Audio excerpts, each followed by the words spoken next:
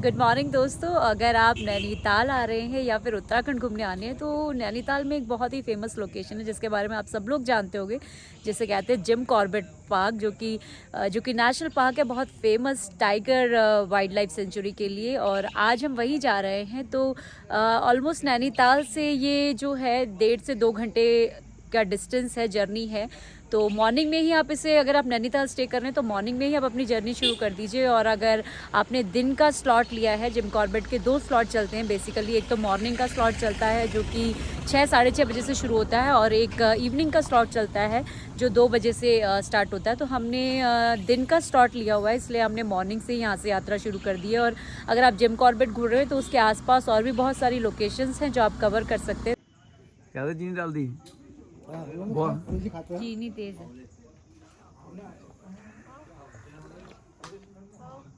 जो कम खाते हैं उनके लिए बहुत तेज है। आप तेज बोल रहे हो तो फिर मेरे को भी तेज लगने वाली है।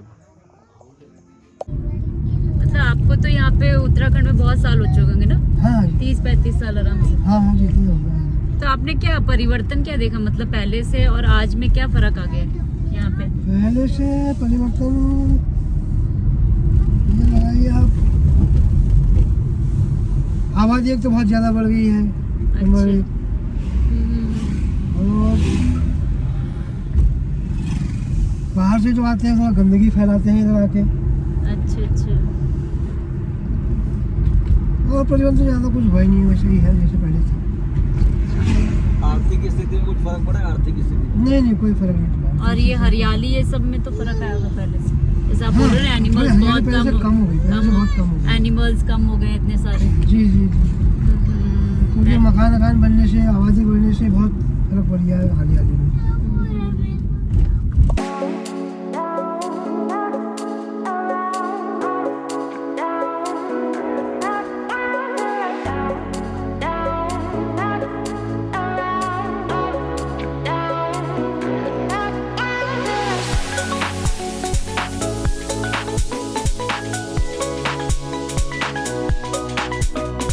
तो जिम कॉर्बेट के बारे में इंफॉर्मेशन, मुझे फोटोग्राफ, यूज किया सामान और बाकी गार्डन, शौचालय और सोविनियर शॉप।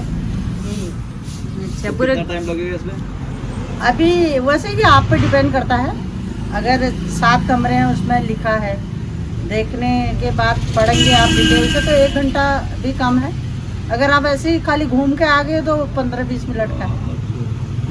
मतलब जिम कॉर्बेट जो व्यक्ति हैं उनके नाम से? हाँ उनके नाम में, उन्होंने खुद बनाया है। 1922 में ये घर। तो ये सरकार के अंडर में हाँ है ये ना? फॉरेस्ट डिपार्टमेंट के अंडर में है। ये उन्होंने म्यूजियम में कन्वर्ट कर। दोस्तों, इस म्यूज़ियम में पर पर्सन एंट्री का 100 रुपीज़ चार्जेस हैं। और ये बेसिकली जिम कॉर्बेट, जिन्हें द मैन ईटर्स जो टाइगर थे उन्हें शॉट करने का श्रेय जाता है, उनका ये घर था जिसे अभी म्यूज़ियम में कन्वर्ट कर दिया गया है। इस म्यूज़ियम के अंदर कैंटीन भी है जहाँ से आप कुछ परचेजिंग कर सकते हो। साथ में गार्डन है, और 7 कमरों का जो इनका घर था जिसे म्यूज़ियम में कन्वर्ट किया गया है, वो आप जो सामने देख रहे हैं वही है। और इसमें सारी जानकारी कॉर्बेट जी से रिलेटेड, उनकी फैमिली, उनकी लाइफ हिस्ट्री से रिलेटेड दी गई है। और ये बहुत ही अच्छी तरीके से बनाया गया म्यूज़ियम में। अगर आप डिटेल में सारी इंफॉर्मेशन जानना चाहते हैं तो चलिए मैं आपको ले चलती हूँ इन म्यूज़ियम के अंदर।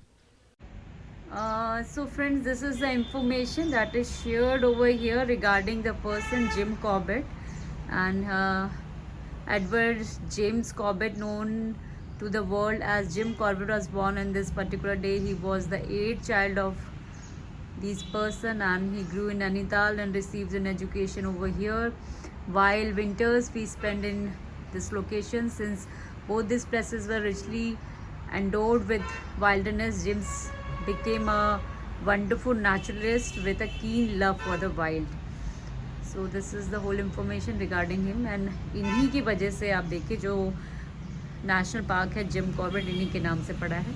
और ये इनका पूरा स्टे था जिससे एक म्यूज़ियम में कन्वर्ट कर दिया गया है। तो मैं आपको दिखा रही हूँ अंदर से, इसमें सारी इंफॉर्मेशन शेयर की गई है।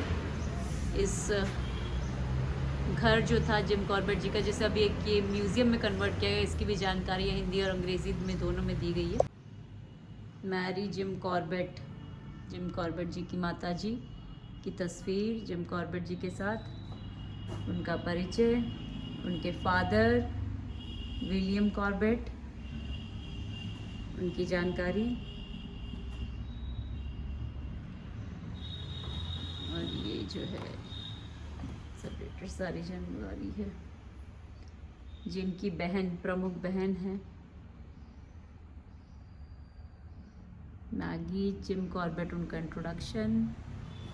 पक्षियों के प्रति प्रेम, जानवरों के प्रति प्रेम, नेचर के प्रति प्रेम इस तस्वीर में साफ नज़र आ रहा है दोस्तों। और इसके अलावा रेलवे में कार्यकाल जो रहा उनका, उससे रिलेटेड ये सारी तस्वीरें हैं। आर्मी ऑफिशियल्स के साथ मीटिंग्स, ये सब आप देख सकते हैं। Man eater of Kumaon shot by Jim Corbett, आदमखोर का संहारक।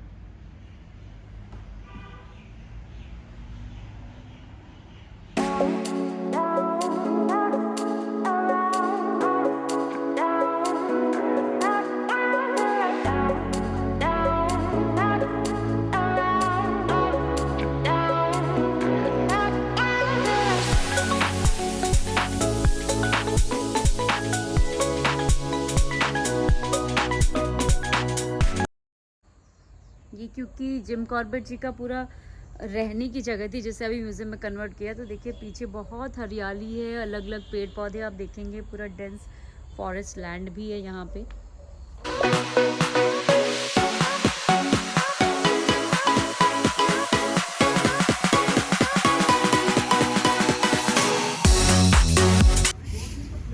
मतलब जिम कॉर्बेट जी ये जो थे यहाँ पे सर्दियों में रहते थे, विंटर्स जी में। हाँ, ये घर सर्दियों का उन्होंने घर। 1922 में बनाया। हाँ हाँ तो दोनों बहन भाई यहाँ पर रहते थे। हाँ हाँ। और जब वो गर्मी में नैनीताल चले जाते थे, सर्दियों में यहाँ पर रहते थे। अच्छा, सर्दियों में यहाँ पे रहते थे। 1922 में बनाया उन्होंने ये घर। अच्छा। और ये जगह उनको काफ़ी अच्छी लगी, इसलिए उनके फादर के टाइम का घर नैनीताल में है। ऐसे ही किसी रेलवे में एम्प्लॉय थे, ऐसे सब लिखा हाँ, हुआ है इन्होंने इसमें? 25 साल जो है रेलवे में काम किया। रेलवे में काम। फिर 1917 रेलवे छोड़ करके ये आर्मी में गए। अच्छा, तो उस तरह। तो कैसे ये टाइगर को सेव वेव किया क्या कुछ? टाइगर नहीं के नहीं, बारे- टाइगर का ये था, वो उस समय तो कोई संवेदनशील एरिया नहीं था। हाँ। उस समय जो है अंग्रेजों का टाइम, अंग्रेजों का शासन था। हम्म। तो उस समय जो मैनीटर हो जाते थे, जो टाइगर काफ़ी उधम मचाते थे, तो उनको इन्होंने वो करवाया, मतलब इनसे थोड़ी। तो बाद में ये हुआ कि इन्होंने सोचा यार ये तो गलत बात है टाइगर को मतलब मारना। तो इन्होंने फिर उसको संवेदनशील एरिया नेशनल पार्क है, तो ये बाद में ये बनाया, इनके नाम से नाम दे दिया इसको। तो संवेदनशील एरिया नेशनल पार्क जब से बना, फिर तो टाइगर का कोई मतलब ही नहीं होता ऐसा करना। अच्छा। लेकिन ये आम शिकारी ऐसे नहीं थे हम्म। उस टाइम पर। तो लोग ऐसे अब वो अंग्रेजों का शासन था, उस समय होता था ऐसा। ये जो टाइगर जब आदमखोर हो जा रहा तो उसको मारते थे। अब रिस्ट्रिक्टेड कर दिया गया, तो ये नेशनल पार्क जो कर अब नहीं हो सकता।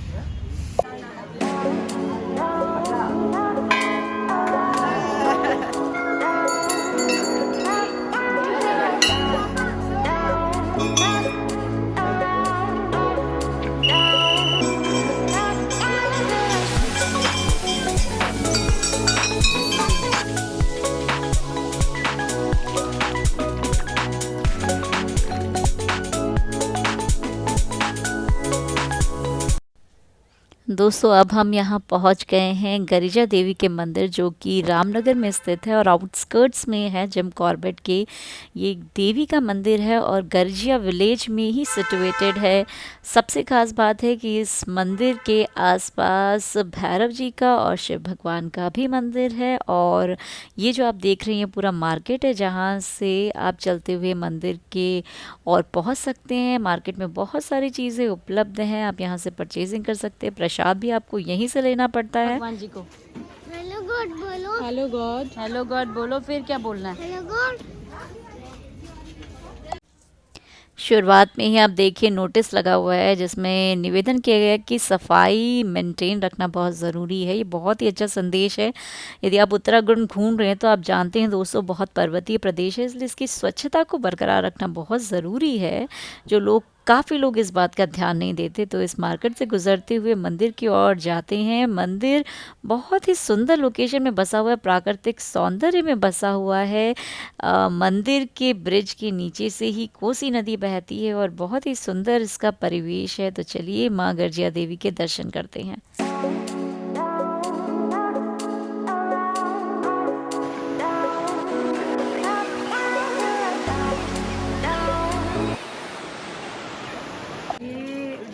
ये दोस्तों इस पुल को पार करते हुए नीचे की तरफ ये स्टेयर्स जाती हैं। इन स्टेयर्स से होते हुए आप जो कोसी नदी है वहाँ पर भी आप अपना कुछ क्वालिटी टाइम स्पेंड कर सकते हैं।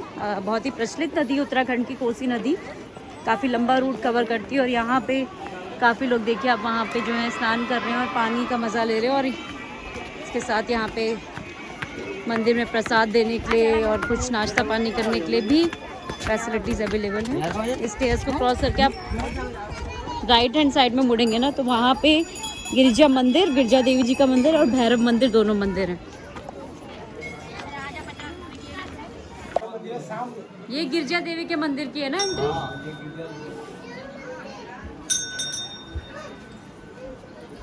जय माता दी।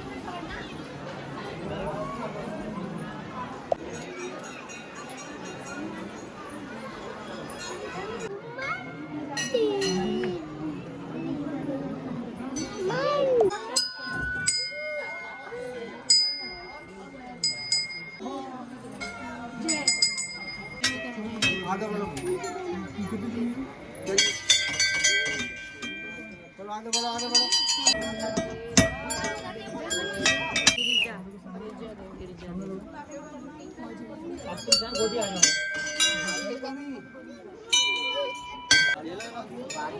गिरिजा माँ के दर्शन के बाद यहाँ पर ये शिव गुफा और वहाँ पे उस तरफ उसके अपोजिट साइड भैरव मंदिर है।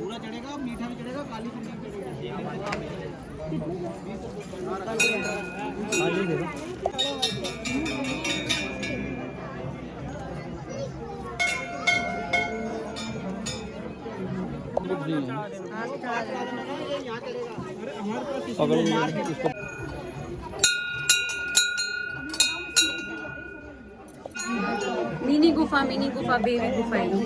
अंदर जाना, आराम से जाना 200।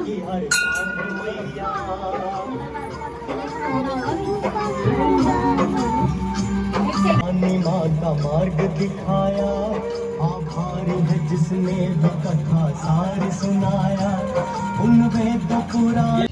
दोस्तों गिरिजा माँ और जो गुफा थी शिव भगवान की, वहाँ के बाद यहाँ पर आप देख रहे हैं ये पैदल रास्ता जाता है। वहाँ से यहाँ पैदल रास्ता यहाँ पे जाना पड़ता है। और यहाँ पे है भैरव का मंदिर जहाँ पर चावल और उड़द की दाल प्रसाद के रूप में चढ़ती है।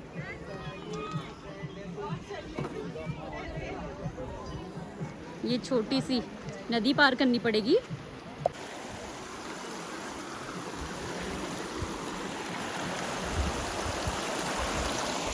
वाह, इस तरह की छोटी सी जो नदी है ना, इसको पार करके मंदिर जाते हैं, भैरव मंदिर।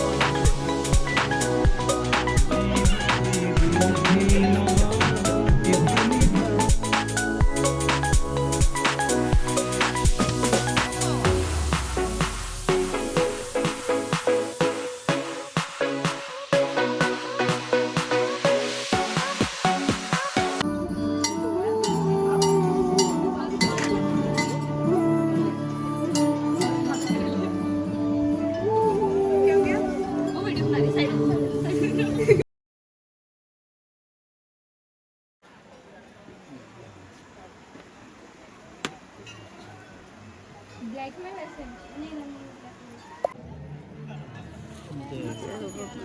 ये यहाँ पे हाँ, ये चढ़ाया जाता है। क्या हो गया? प्राचीन भैरव मंदिर।